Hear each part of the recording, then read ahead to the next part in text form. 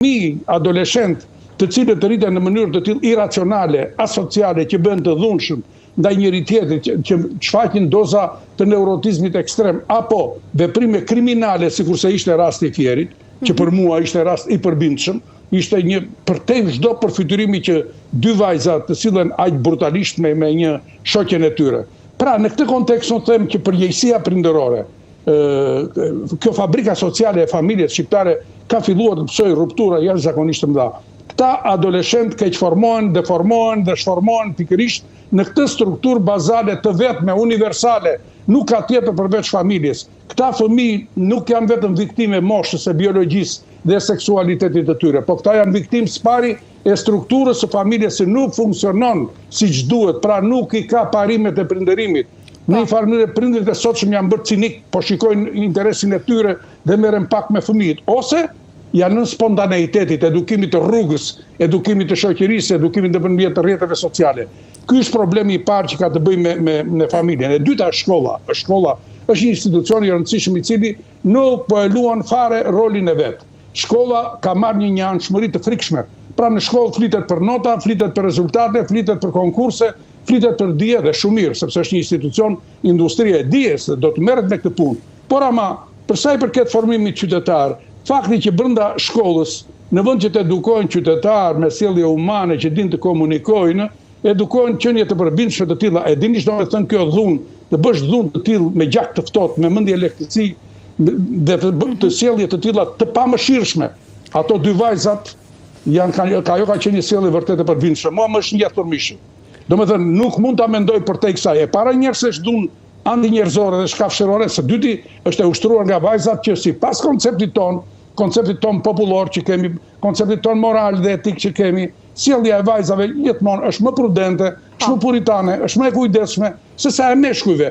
Kështu mbase s'duhet të jetë, por kështu ka qenë dhe kështu është. Pra në këtë kontekst them që janë dy faktorë që kemi këtë lloj gjë. Spari, faktorët e brendshëm që lidhen me këtë moshë, që është moshë plastike, si thon filozofët dhe sociologët dhe psikologët, është moshë e plastike, e para dhe dyta me rrethanat e jashtme të cilat institucionet edukative, këto fabrikat sociale të edukimit dhe të formimit në shoqërinë tonë kanë dalë, po them, mos ta them, po do ta them, jashtë përdorimit dhe këto prandaj them që adoleshentët sot janë viktima më shumë se sa janë fajtorë. Dhe ne duhet i kuptojmë si të tillë. Po zoti Tushi, po sikur të mos mjaftonte kjo dhunë ekstreme, te trondice, më pas ajo është shpërndar edhe në rrjetet sociale. Është dokumentuar dhe është bërë virale. Tashmë ajo gjendet, mund ta gjesh, çdo kush mund ta ketë atë në telefon, mund ta shohë nëpërmjet rrjeteve sociale. Pra, ky akt që ju e cilësuat të përbindshëm, këta akt vajzat e kanë paraqitur në të paktën nga mënyra se si ato pasi kanë përfunduar rrahje ndaj vajzës, me kokën e njërës prej tyre kanë bërë fotografi dhe duket sikur janë krenare për një akt të tillë. Pra, çfarë roli luajnë këtu rrjetet sociale, zoti Tushi?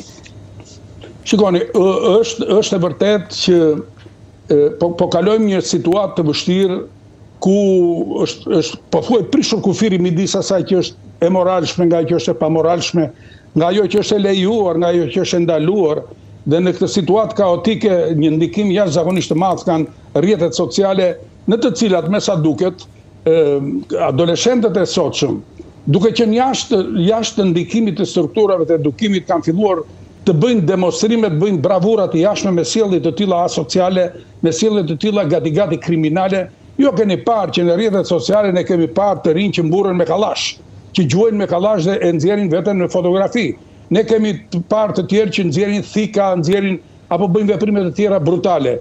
Në të vërtetë, unë mendoj që duke mos qenë dakord me atë që përgjegjësinë dhe kokturku të bëjmë rrjetet sociale apo median, të cilat natyrisht kanë rolin e tyre, sepse her pas here një pasqyrim i tepërt, metikuloz, inkrementalist, hapasapi i gjithë procedurave të krimit të dhunës, nganjëherë duket sikur në vend që ta përdorim për të nxjerrë mësime morale apo për ta anatemuar një sjellje të tillë, duket sikur japim spunto, i hedhim karburant, si thua, sjelljeve kriminale. Dhe adoleshentët janë imitues të tmerrshëm.